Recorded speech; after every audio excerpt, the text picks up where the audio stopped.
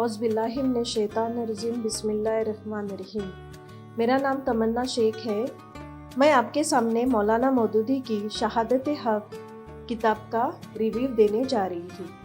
यह है वो किताब। इस किताब का इंग्लिश वर्जन भी है जिसका नाम है विटनेस अनटू मैनकाइंड। दुनिया में शायद ही कोई किताब होगी जो मुसलमानों को उनकी जिम्मेदारी से इस कदर आगाह कर ले। बहुत ही खूबसूरती से मौलाना मौदूदी ने मुसलमानों को समझाया है कि उनकी ज़िंदगी का असल मकसद क्या है। एक मुसलमान की ज़िंदगी का असल मकसद है हक की गवाही देना, हक की शहादत देना। इस मुनासिबत से इस किताब का नाम शहादत हक है। ये किताब हकीकत में एक तकरीर है जो मौलाना मौदूदी ने 1946 में सियालकोट के नज़दीक एक शहर मुरादपुर में की थी। मौलाना मौदूदी कह रहे हैं कि मुसलमानों को हम जिस चीज़ की तरफ बुला रहे हैं वो ये है कि उन जिम्मेदारियों को समझे और अदा करे जो मुसलमान होने की हैसियत से उन पर वाजिब होती है। आप केवल इतना कहकर नहीं छूट सकते कि हम मुसलमान हैं और हमने इस्लाम को कबूल किया, बल्कि जब आपने अल्लाह को अपना खुदा और उसके दीन को अपना दीन माना है तो उसके साथ कुछ जिम्मेदारियां भी आप पर आती है जिनका आपको इल्म होना चाहिए और जिनको अदा करने की फिक्र आपको करनी चाहिए। अगर ना कर सके तो उसके वबाल से आपकी ना दुनिया बचेगी ना आखिरत। वो जिम्मेदारियां क्या है? वो सिर्फ ये नहीं है कि आप अल्लाह के दीन पर, उसकी किताब पर, उसके फरिश्तों पर ईमान लाए। इतनी भी नहीं है कि आप नमाज पढ़े, रोज़ा रखे, ज़कात दे। वो सिर्फ इतनी भी नहीं है कि निकाह, तलाक, विरासत वगैरह के मामले में इस्लाम के तय किए हुए कानून पर अमल करें। इसके साथ साथ एक बड़ी जिम्मेदारी आप पर वाजिब है कि आप हक के गवाह बनकर खड़े रहो। मौलाना मौदूदी ने इसी बात को कुरान के हवाले से समझाया है। सूरह बकरा की ये आयत, और इस तरह हमने तुम्हें एक बेहतरीन गिरोह बनाया ताकि तुम लोगों पर गवाह बनो और रसूल तुम पर। फिर अल्लाह सुब्हान ताला ने सूरह माइदा में फरमाया, ऐ लोगों जो ईमान लाए हो, खुदा के लिए उठ खड़े होने वाले बनो और ठीक ठीक हक की गवाही देने वाले बनो। फिर सूरह बकरा में अल्लाह ताला का इरशाद है, उस शख्स से बढ़कर जालिम कौन होगा जिसके पास अल्लाह की ओर से गवाही हो और वो उसे छुपाए। फिर अल्लाह ने कुरान में कहीं जगह यहूदियों की मिसाल दी। पहले अल्लाह ताला ने इस हक के कटघरे में यहूदियों को खड़ा किया था, मगर उन्होंने कुछ तो हक को छुपाया और कुछ तो हक के खिलाफ गवाही दी। फिर खुदा के कहर से वह ना बच सके। आखिर ये हक की शहादत क्या है?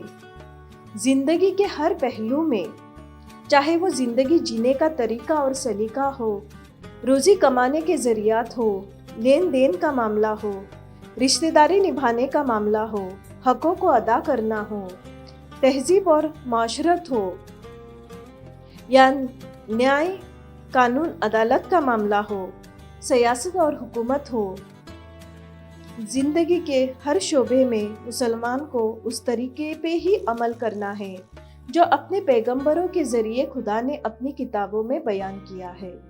इसी को हक की गवाही देना कहते हैं और यही शहादत हक है। इस हक की गवाही को देने के दो तरीके हैं और ये दोनों तरीके मुसलमान पर वाजिब है। एक तरीका ये कि तुम जबान से लोगों को उस हर एक पैगाम से आगाह कर लो जो हुक्म कुरान और आसमानी किताबों के जरिए अल्लाह ताला ने दिया है, और दूसरी अमली शहादत, अपने अमाल से लोगों को हक की गवाही दो। मुसलमानों की जिंदगी की मिसाल ऐसी होनी चाहिए थी कि दुनिया कहती, ये सच्चे लोग हैं, ये धोखेबाजी नहीं करते, ये अच्छे और रिफॉर्मेटिव काम करते हैं। लेकिन आज हम देखते हैं कि मुसलमानों का रवैया किसी भी सूरत में किसी आम इंसान से कम नहीं है। वे झूठ भी बोलते हैं, खयानत भी करते हैं, वे जुल्म और ज्यादती भी करते हैं, वो वादा खिलाफी भी करते हैं। अगर हमारी इज्तिमाई ज़िंदगी को लो تو ہمارا سماج، رسم و رواج، ہمارے تیوہار، جلسے، میلے، اس میں ہم کسی طرح سے اسلامی زندگی کی نمائندگی نہیں کرتے۔ جس طرح ہم سچائی کو چھپا رہے ہیں اور جھوٹ کی گواہی دے رہے ہیں، اس کا انجام بھی آج ہمیں دیکھنا پڑ رہا ہے، جو زبردست جرم کے لیے خدائی قانون میں رکھا ہے۔ جب کوئی قوم خدا کے نعمت کو ٹھکراتی ہے اور اپنے خالق سے غداری کرتی ہے تو خدا اس کو دنیا میں بھی عذاب دیتا ہے اور آخرت میں بھی۔ دنیا میں ہماری کوئی آبرو باقی نہیں رہی۔ کہیں ہمارا قتل عام ہوا، کہیں ہم مارے گئے، کہیں ہمیں بے گھر کر دیا گیا۔ جہاں ہماری حکومتیں باقی رہی، وہاں پر بھی حال یہ ہوا کہ مغربی طاقتوں سے اور غیر ملکی طاقتوں سے ہم کانپ رہے ہیں۔ مولانا مودودی ان سب لوگوں کو جو اپنے آپ کو مسلمان کہتے ہیں یہ دعوت دے رہے ہیں کہ دین کو واستو میں اپنا دین بناؤ۔